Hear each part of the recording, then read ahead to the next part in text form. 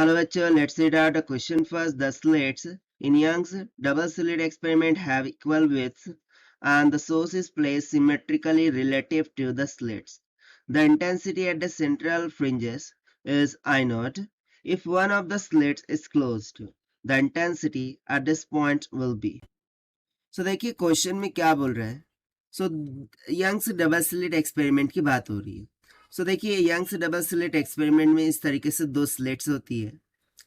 ये हो जाती है स्क्रीन टू स्लिट डिस्टेंस सभी को पता है capital D. Slit to slit distance सभी को पता है स्मॉल डी होता है. इतना तो क्लियर है, राइट. अब यहाँ से देखिए सोर्स होता है. सोर्स लाइट को इमिट करता है और ये लाइट इस तरीके से स्लिट से होते हुए यहाँ पर हमें स्क्रीन पर एक इंटरफ्रेंस पैटर्न बनाते हुए देखने को मिल जाता है. लेट्स से कि पी पॉइंट पर इंटरफ्रेंस पैटर्न बना रही है और यहाँ पर जो सेंटर पर हमें ब्राइट फ्रिंज मिलती है उसे हम क्या कहते हैं, मैक्सिमा. ये तो सभी को पता होगा. जो सेंटर पे मिलता है उसे हम क्या कहते हैं, सेंट्रल ब्राइट फ्रिंज या फिर सेंट्रल मैक्सिमा. और इस पॉइंट पर जो इंटेंसिटी होती है वो हमें पता है आई मैक्स की इक्वल होती है.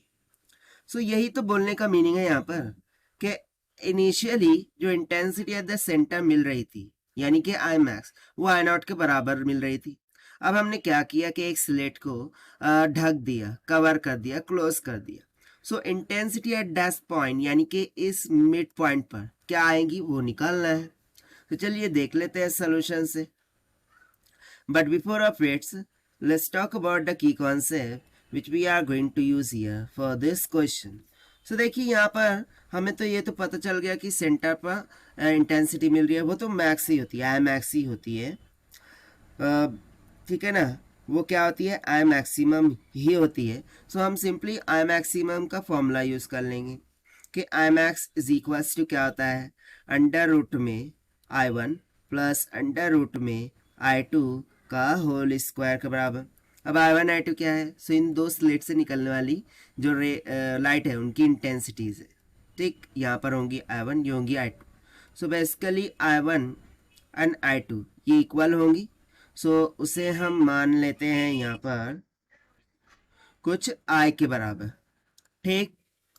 सो देखिए by using the initial case. ठीक, यहाँ पर हम बेसिकली दो केसेस लेकर चलेंगे कि according to the initial case जो आई मैक्सिमम थी वो हमें अकॉर्डिंग टू क्वेश्चन किसके इक्वल निकल के आ रही थी, आई नॉट. ठीक, इतना क्लियर हो गया. अब according to the final case, finally हम क्या कर रहे हैं कि एक स्लिट को कवर कर रहे हैं.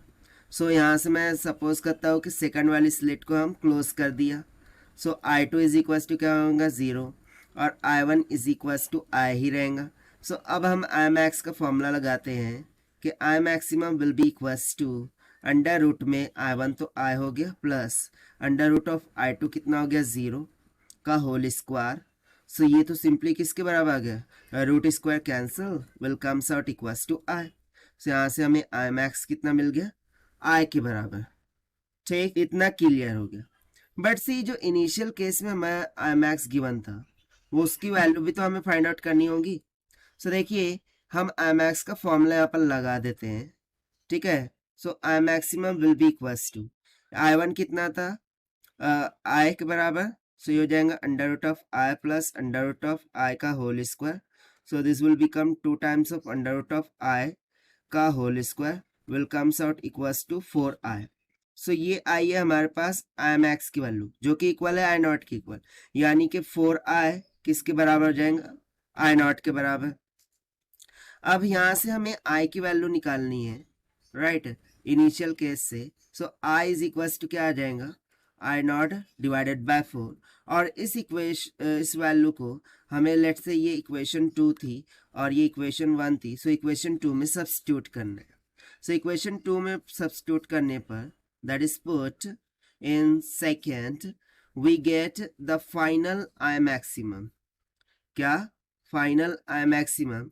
This will comes out equals to I का मान यहाँ पर रख दिया कितना, आई नॉट बाय 4. सो देखिए यही हो जाएगा हमारा आंसर फॉर दिस क्वेश्चन जो कि हमने सॉल्व किया है by using the conceptual formula of I maximum से.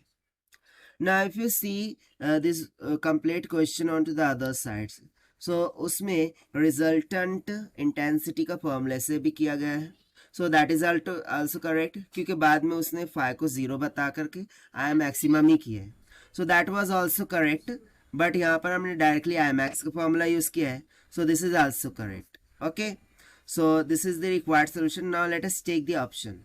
So यहाँ पर option C will become correct. So this is the required solution. I hope you understood well. Best of luck. Thank you.